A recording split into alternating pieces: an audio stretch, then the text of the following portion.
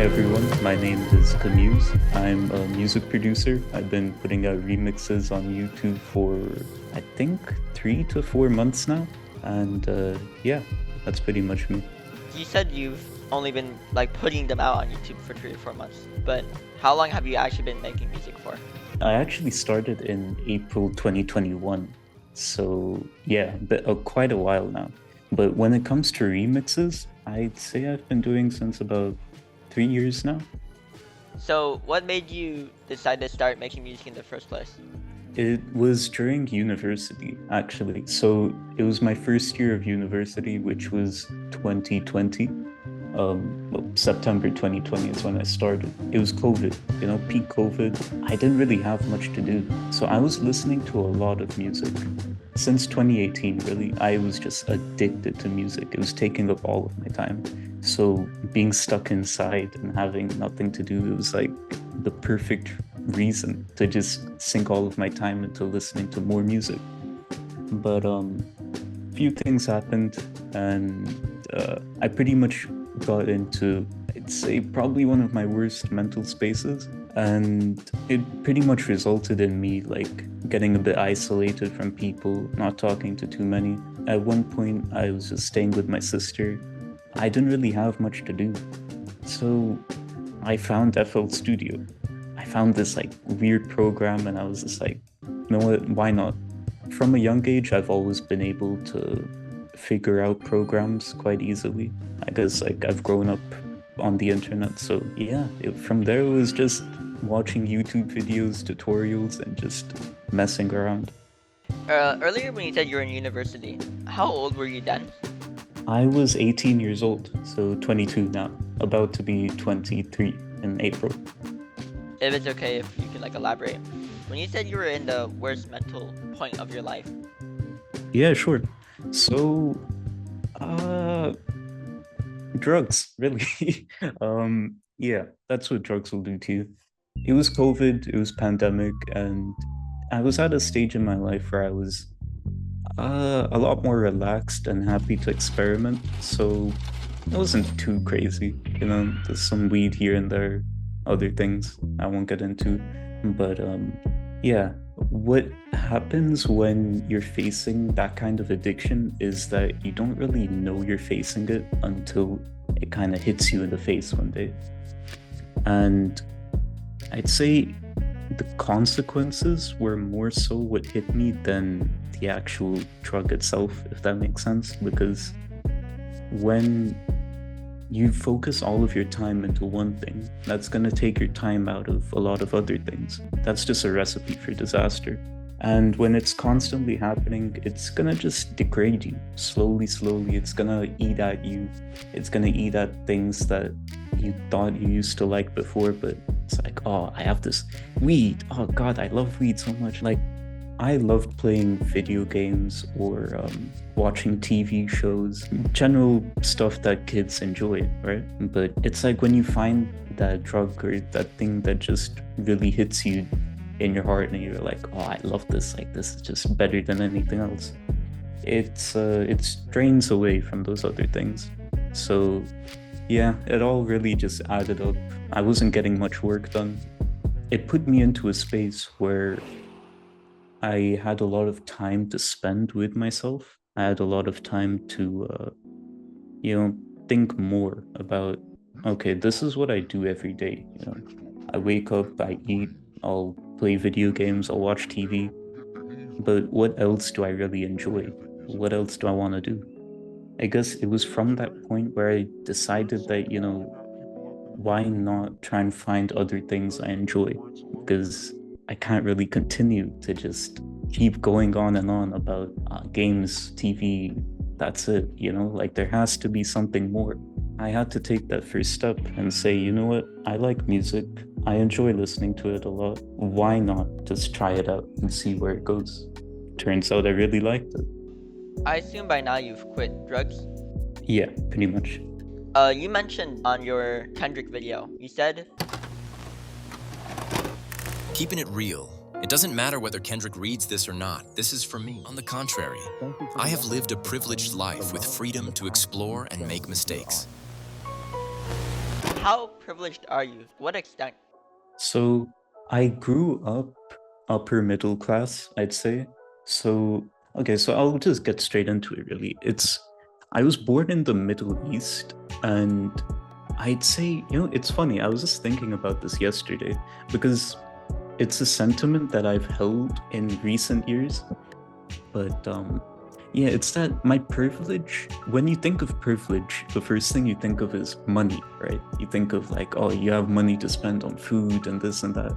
But no, my privilege was more of a geographic sense that, okay, I'm in a great part of the world. I was in Qatar, so where they held 2022 World Cup. I was born there, brought up, and it's like a bubble, like it's really safe. It's really just held away from a lot of, you know, taboo stuff. Like, there's a lot of stuff I didn't even know about, like alcohol, smoking, and like other stuff that I didn't even really like fathom until I was like 16 years old, which is like crazy especially by Western standards, where kids in the UK and US are drinking from like age 12. So yeah, my privilege came from that. My parents, they're pretty understanding, they're strict, they're tough as shit when they need to be, but they're also very understanding at times. And it's things like that, that it's even hard for me to understand how some people make it out of situations where, maybe a parent isn't present, or they don't have that luxury of, just coming back home and having a home cooked meal and someone to listen to your problems or someone to talk to. So yeah, privilege comes in a lot of ways, and I've been able to experience a lot of them. When I was talking about privilege in that Kendrick video, I think I was talking more about first world problems and stuff, and how, I guess, first world problems to me have always been there, but you don't really understand the depth of them until you think about third world problems, if that makes sense. I've had a lot of free time, and I guess like it was that free time that really led me down that whole Kendrick rabbit hole and getting to understand his lyrics and stuff like that. It's a bit funny, and like now that I'm thinking about it, like, it does kind of make sense why a lot of, I guess, privileged or like middle class and above people get into rap and like the lyricism of it, because we do have that free time. But I guess I'm rambling a bit. But yeah, to answer, that was pretty much like the privilege I was talking about. Hip hop is black people music. What are your thoughts on that? Do you have any guilt when listening to hip hop? It's an interesting question, because when it comes to guilt, it's hard because, art is supposed to be this like very inclusive and diverse field that, anyone can get into. But I guess it's easier to think about when you acknowledge the fact that, like, for black people, for colored people in general, because, rap isn't just like a black sport, I guess, if you want to call it. Like, you have Mexicans, you have like tons of people. And see, we have the free time to really delve into the lyrics and think about like, okay, this is like the story they're trying to paint. We're trying to empathize with them. But for a lot of colored people, this is like their reality. So it's weird, because it's hard for, I guess, us to fathom that.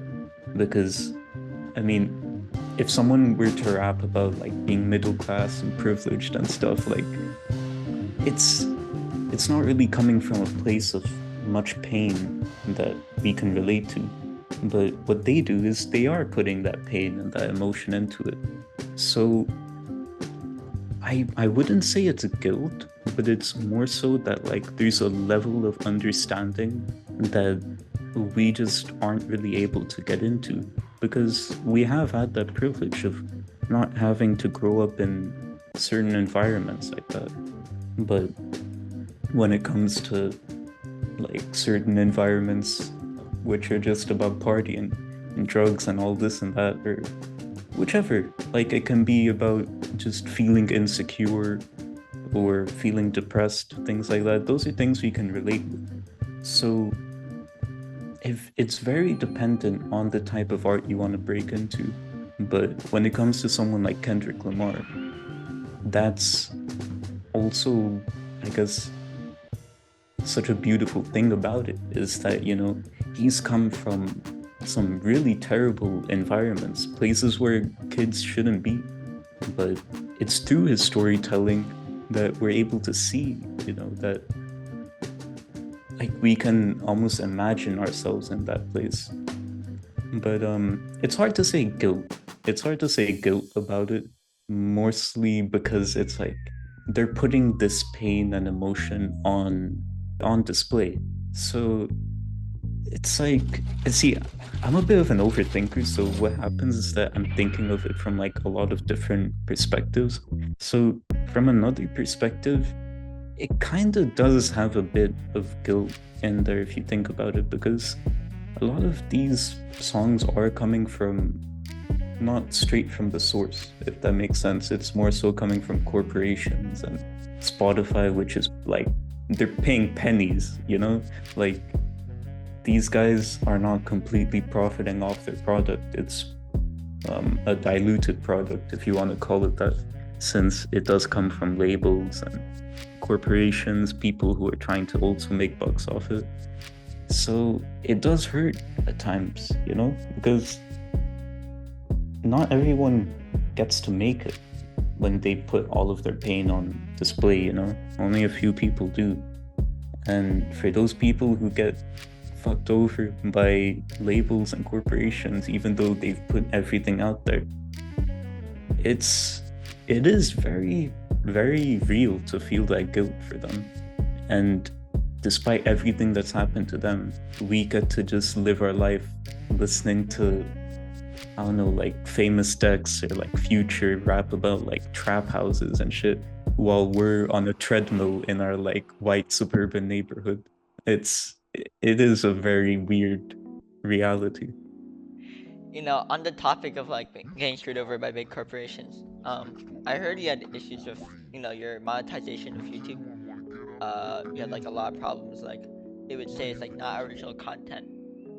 How's that journey been for you? Yeah, so these are really good questions, by the way. But yeah, so with monetization, it was crazy at first. It was honestly, the way it started was amazing. And so I wasn't even monetized at the start. As you know, like YouTube, they don't monetize you from the jump, but you have to reach a certain threshold. It was like 3,000 watch hours.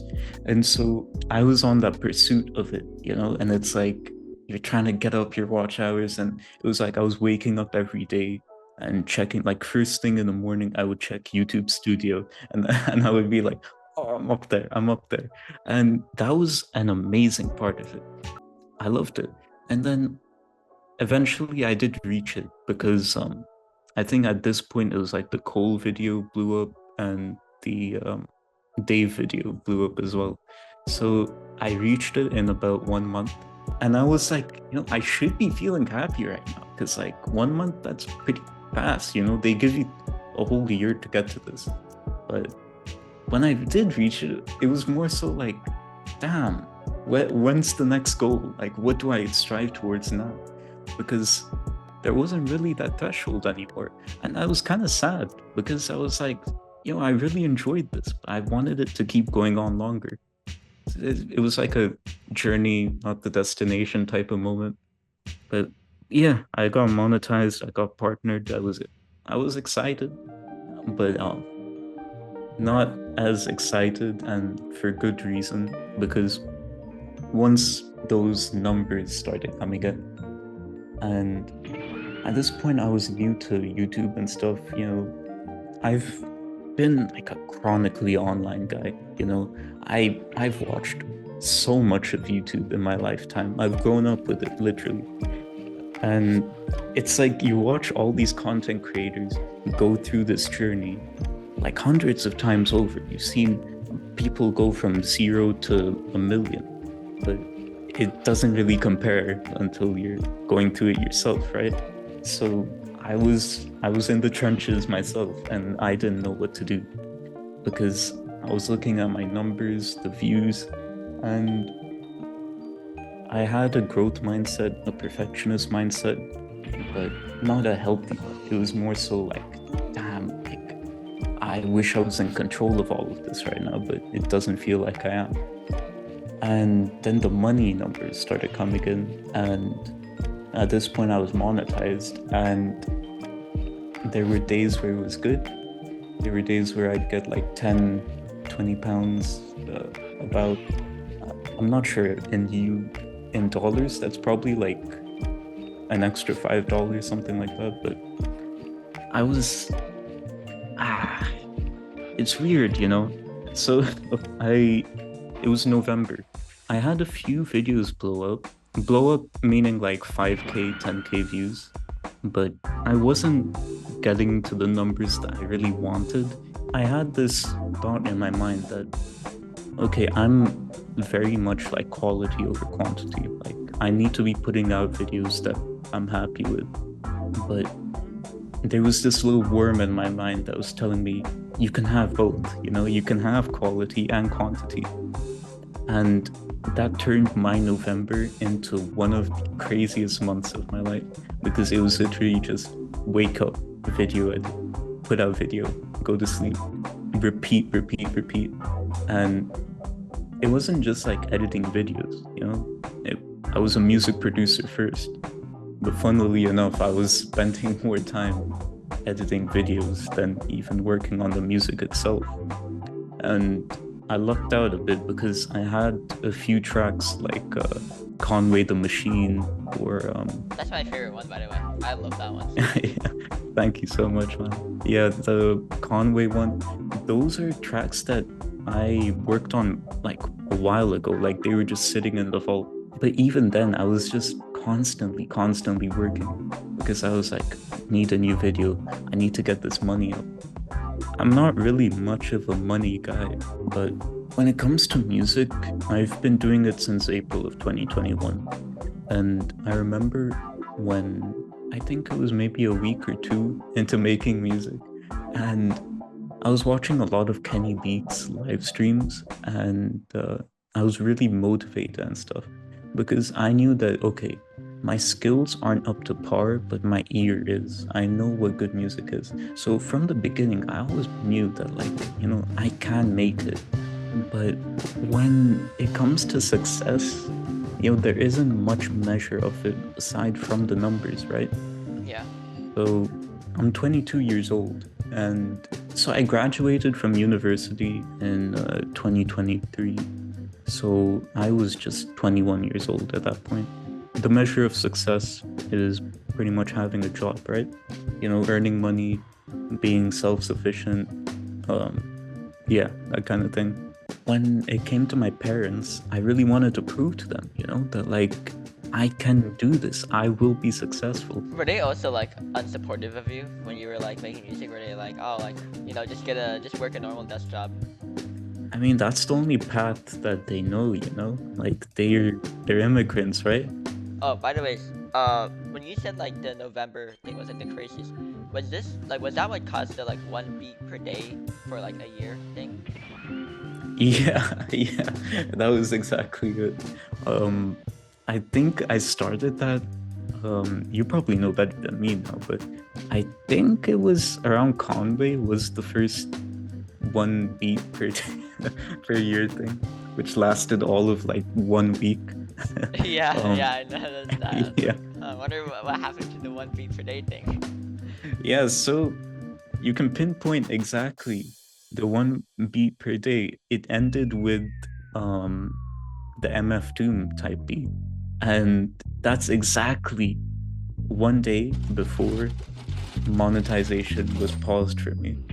And Oh, shoot. yeah, exactly. So that was the entire pushing point, because I was like, you know, I'll get more money, I'll show my parents that, you know, I can make it with this. This is like sustainable. then I got demonetized. And the money that I was earning throughout November, which racked up to a total of like £333. Damn, that's pretty good. Yeah, substantial amount. Most of it came from the day video actually, because it was like blowing up around that time. So all of that money, when I got demonetized, swooped out of my account. They just took it? Yeah, they just like, because I was monetized, I was earning the money, but since my account was now demonetized, technically not able to earn money, they just take away the money for some reason. Like they're just, I don't know, like a good part about Sunday is that my I don't want to call him manager because by the he's way, like, just for the viewer, like, just what is Sunday exactly? oh yeah, so Sunday is it's a Discord server that I'm a part of. It's a collective of creatives, a community of people who love art and mainly music, and we just create and we have God in mind with all of our creations. And that's Sunday. And one part of Sunday, a very big part, the founder, Saberborn, is a great guy, and he's actually well versed in the legal actions. So Oh, shoot, okay, yeah. yeah, so with YouTube, he did tell me that they have to hold on to the funds for a year, but you know YouTube, man. They're Yeah. so wishy-washy. My hope is not up for that. And for a few days, I was just bummed out because it was like, I was working the entire month thinking like, when I get that paycheck, I'm gonna feel so good. Because, it's like $1 earned from a 12-hour shift of like food and beverage work, or like front of house, like being a waiter. That's $1. But for me, it was like $1 from music is equivalent to like $100 of like just regular work. Yeah, because like it means so much. Yeah, because it's coming from the passion, right? So I was excited for that, and then it swooped out, and I was down. But after a few days, I realized, I wasn't working on music at this time. I was kind of just like recuperating because I was burnt out. And I was just thinking the whole time, it was just like, yeah, I am bummed out, but it's like, why does it feel like there's a weight just lifted off of my shoulders? And that's exactly what it was, The money, the numbers, the constant checking of that, everything that was pulling me away from the main point of this all, which is just to create music, was taking me away from everything, and that was both literally and metaphorically, it was taking me away from my product in the way that the things I was making, they didn't feel like I'm proud to say that I still created things that I'm happy with, that I can look back on, like the Jadakiss video, the Denzel video.